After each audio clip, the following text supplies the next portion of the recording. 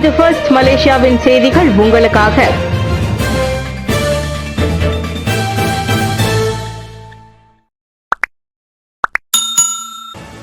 தரவு மையம் Google cloud வட்டாரத்தை அமைக்க 9.4 பில்லியன் ரிங்கிட்டை கூகுள் முதலீடு செய்யும். தனது முதலாவது தரவு மையம் மற்றும் மலேசியாவில் கூகுள் கிளவுட் வட்டாரத்தை அமைக்க 9.4 பில்லியன் ரிங்கிட் அல்லது 2 பில்லியன் அமெரிக்க டாலரை கூகுள் முதலீடு செய்யவிருக்கிறது. பல்வேறு துறைகளில் 26,500 பேருக்கு வேலைவாய்ப்பு வழங்கும் இந்த திட்டத்தின் மூலம் சுமார் 15.04 பில்லியன் ரிங்கிட் பொருளாதார தாக்கத்தை ஏற்படுத்தும் என்று முதலீடு, வர்த்தகம் மற்றும் தொழில்துறை அமைச்சு தெரிவித்துள்ளது. மலேசியாவில் தொழில்நுட்ப நிறுவனங்களின் மிகப்பெரிய திட்டமிடப்பட்ட முதலீடான இந்த திட்டம் கிரேட்டர் கோலாலம்பூரில் உள்ள செயின்ட் டார்பி சொத்துடைமையின் எல்மினா வர்த்தக பூங்காவில் அமைக்கப்படும். கூகுளின் பிரபலமான டிஜிட்டல் சேவைகளான தேடல், வரைபடம் மற்றும் பணியிடம் போன்றவற்றிற்கு கூகுள் தரவு மையம் வழங்கும். அதே நேரத்தில் நாடு முழுவதும் உள்ள பயனர்களுக்கு செயற்கை நுண்ணறிவு பலன்களை கூகுள் வழங்குவதில் முக்கிய பங்கு வகிக்கும். இந்த விவேக திட்டம் செயல்படும் போது உலகம் முழுவதும் உள்ள பயனர்களுக்கு சேவை வழங்குவதற்காக கூகுள் உருவாக்கிய தரவு மையங்களை இயக்கும் 11 நாடுகளில் மலேசியா இணைந்து கொள்ளும். மறுபுறம் கூகுள் கிளவுட் பகுதியானது அதிக செயல்திறன் மற்றும் குறைந்த தாமதமான கிளவுட் உள்கட்டமைப்பு, பகுப்பாய்வு மற்றும் AI சேவைகளை பெரிய நிறுவனங்கள், தொடக்க நிறுவனங்கள் மற்றும் பொதுத்துறை நிறுவனங்களுக்கு வழங்கும். லுமூட்டில் 2 ஹெலிகாப்டர்கள் மோதிக்கொண்ட விபத்தில் ஃபெனக் ஹெலிகாப்டர் சரியான உயரத்தில் பறக்கவில்லை. லுமூட்டில் 2 ஹெலிகாப்டர்கள் விபத்தில் சிக்கிய சம்பவத்தில் யூரோகாப்டர் ஃபெனக் ரக ஹெலிகாப்டர் நிர்ணயிக்கப்பட்ட சரியான உயரத்தில் பறக்கவில்லை என்று அரசு மலேசிய கடற்படையின் விசாரணை குழுவின் அறிக்கை ஒன்றில் தெரிவிக்கப்பட்டுள்ளது. 1 மாதத்திற்கும் மேலாக இந்த விபத்து குறித்து விசாரணை நடத்திய விசாரணை குழு 2 முக்கிய காரணங்களே இந்த விபத்திற்கு காரணம் என கண்டறிந்துள்ளது.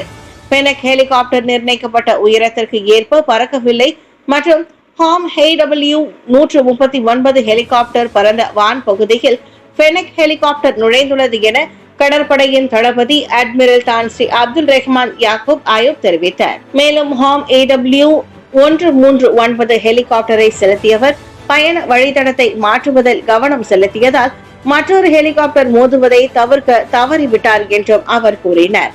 இந்த 2 ஹெலிகாப்டர்களை செலுத்தும் ஆற்றலில் கடற்படை குழுவினர் பொருத்தமாக இருந்தனர். 2 ஹெலிகாப்டர்களின் இடைப்பாடுகளையும் நாங்கள் முழுமையாக ஆய்வு செய்துள்ளோம். மேலும் இந்த 2 ஹெலிகாப்டர்களிலும் எந்திர கோளாறுகள் எதுவும் இல்லை என்பது கண்டறியப்பட்டதாக அப்துல் ரஹ்மான் தெரிவித்தார். ஆகஸ்ட் 1ஆம் தேதி முதல் ETS ரயில் சேவைக்கு புதிய அட்டவணை. இவ்வாண்டு ஆகஸ்ட் 1ஆம் தேதி முதல் ETS சேவைக்கான புதிய அட்டவணையை அறிமுகப்படுத்துவதாக KTMB எனப்படும் கேரேதாபி தானா மெலாயு பிரஹத் அறிவித்திருக்கிறது. KL central, Ipoh, KL central மற்றும் KL சென்ட்ரலிருந்து பட்டர்வர்த், மறுபடியும் பட்டர்வர்த்திலிருந்து KL சென்ட்ரல் வழித்தடங்களுக்கு ETS ரயில் சேவை தினசரி 10 பயணங்களை கொண்டிருக்கும். அதே வேளையில் KL சென்ட்ரல், பாடாங் பசார், KL சென்ட்ரல் வழித்தடத்திற்கு தினசரி 8 ETS ரயில் சேவை மேற்கொள்ளப்படும். மேலும் கெமாஸ், பட்டர்வர்த் கெமாஸ் மற்றும் கெமாஸ் பாடாங் பசார் கெமாஸ் சேவைக்கு தினசரி 2 ETA பயண சேவை இடம்பெற்றிருக்கும் என KTMB வெளியிட்ட அறிக்கையில் தெரிவிக்கப்பட்டது.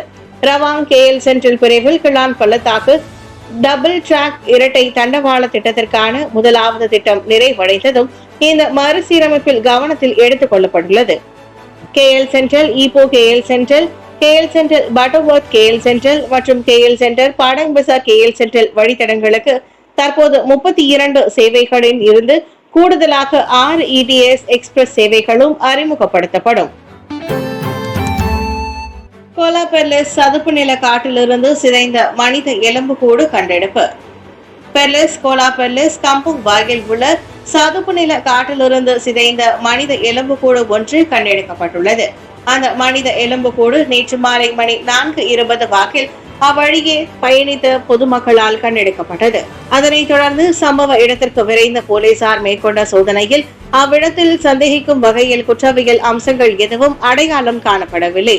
அதோடு எலும்புக்கூடு சிதைந்து போயிருந்ததால் சம்பந்தப்பட்ட நபர் உயிரிழந்ததற்கான காரணமும் தெரியவில்லை என கங்கார் மாவட்ட போலீஸ் தலைவர் அசிஸ்டன்ட் கமிஷனர் ஷரபுடீன் முகமது யூசுப் தெரிவித்தார். அந்த எலும்புக்கூடு வேறு இடத்திலிருந்து அடித்து வரப்பட்டிருக்கலாம் அல்லது கொடிய விலங்குகளால் அது உண்ணப்பட்டிருக்கலாம் எனும் சாத்தியத்தையும் அவர் மறுக்கவில்லை. அதனால் அந்த எலும்புக்கூடு மேல் பரிசோதனைக்காக குவாங்க பௌசியா மருத்துவமனைக்கு கொண்டு செல்லப்பட்டுள்ள வேளை அதனை ஒரு திடீர் மரணமாக போலீஸ் வகைப்படுத்தியுள்ளது. கெப்போங் வட்டாரத்தில் செயல்பட்ட திருட்டு கும்பல் முறியடிப்பு. கெப்போங் வட்டாரத்தில் வர்த்தக கடைகளை உடைத்து கொள்ளையிட்டு வந்த ரூபன் திருட்டு கும்பல் முறியடிக்கப்பட்டது. கடந்த 2 மாத காலமாக செயல்பட்டு வந்த இக்கும்பலின் தலைவர் உட்பட 6 இம்மாதம் 13ஆம் தேதி கைது செய்யப்பட்டதாக கோலாலம்பூர் குற்றவியல் விசாரணை துறை தலைவர் டாக்டர் ஹபீபி மஞ்சிடி தெரிவித்தார். இவ்வாண்டு ஜனவரி முதல் ஏப்ரல் மாதம் வரை கெப்போங் வட்டாரத்தில் வர்த்தக மையங்களை உடைத்து திருடப்படும் சம்பவங்கள் குறித்து 15 புகார்கள் பெறப்பட்டதை தொடர்ந்து அமைக்கப்பட்ட சிறப்பு போலீஸ் குழு ஒன்று மேற்கொண்ட அதிரடி நடவடிக்கையில் 28 முதல் 38 வயதுடைய அந்த சந்தேக பேர் வழிகள் கைது செய்யப்பட்டனர். இக்கும்பலிடம் இருந்து வாகன உபரி பாகங்கள், மடிக்கணினி, ரொக்க தொகை மற்றும் அவர்களின் நடவடிக்கைக்காக பயன்படுத்தப்பட்டு வந்த புரோடுவா கஞ்சில் கார் மற்றும் வேன் ஒன்றும் பறிமுதல் செய்யப்பட்டது. உணவகங்கள், வாகன உபரி பாகங்களை விற்பனை செய்யும் கடைகளை உடைத்து கொள்ளையடிப்பது இக்கும்பலின் இலக்காக இருந்தது. இக்கும்பல் அதிகாலை மணி 1க்கும் விடியற்காலை 5 மணிக்கும் இடையே தங்களது நடவடிக்கையை மேற்கொண்டு வந்ததாக ஹபீபி கூறினார்.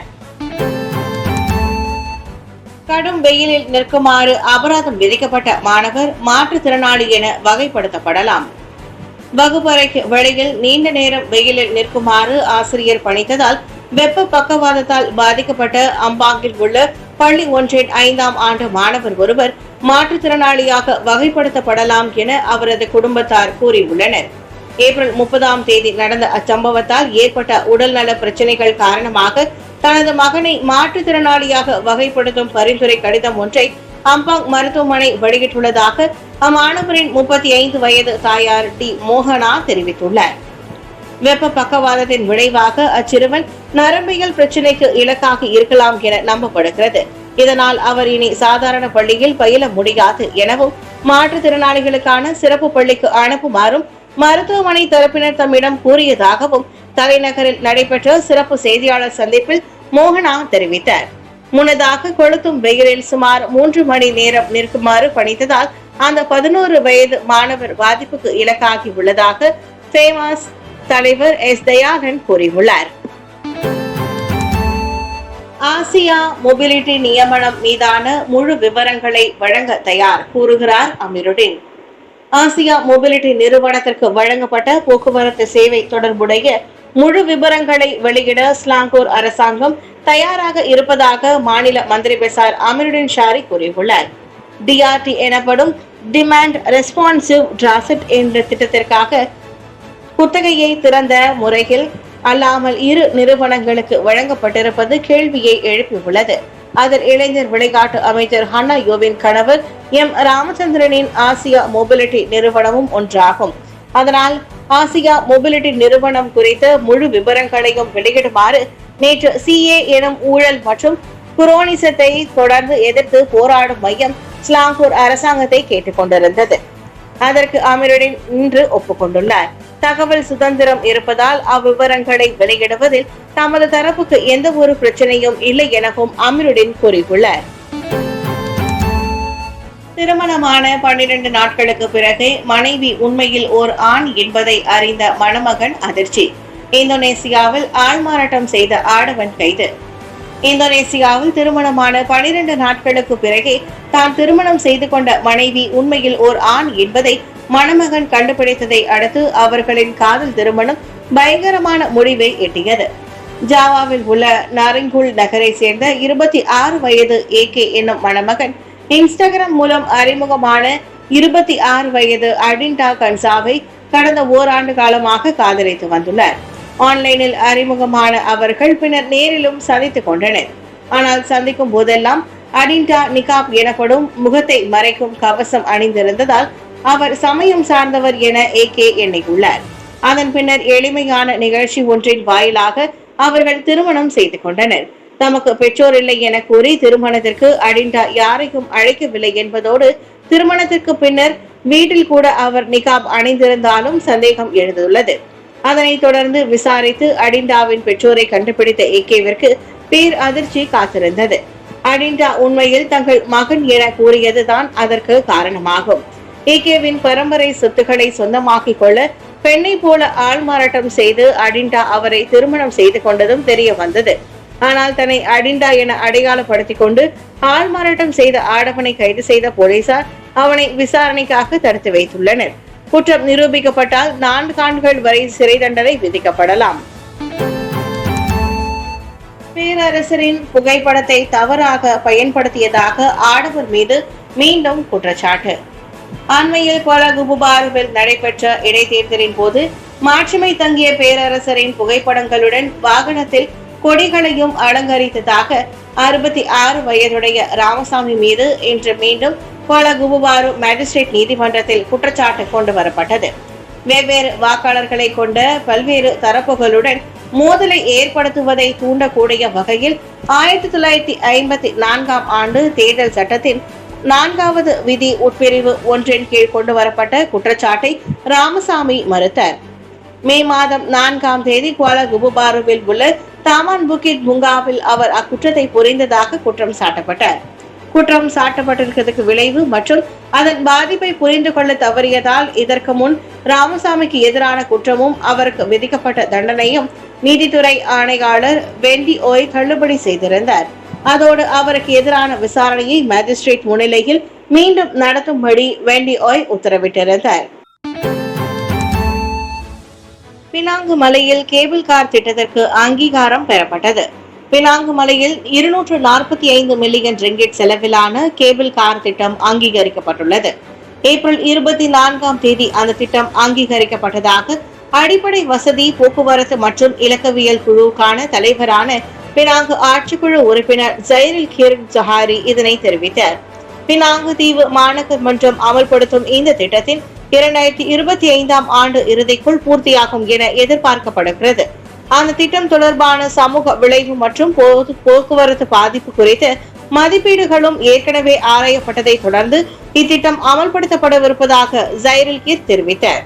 பல மாடிகளை கொண்ட கார் நிறுத்தும் வசதிக்கான கட்டிடத்தை நிர்மாணிக்கும் திட்டம் கடந்த ஆண்டு டிசம்பர் 12ஆம் தேதி அங்கீகரிக்கப்பட்டது.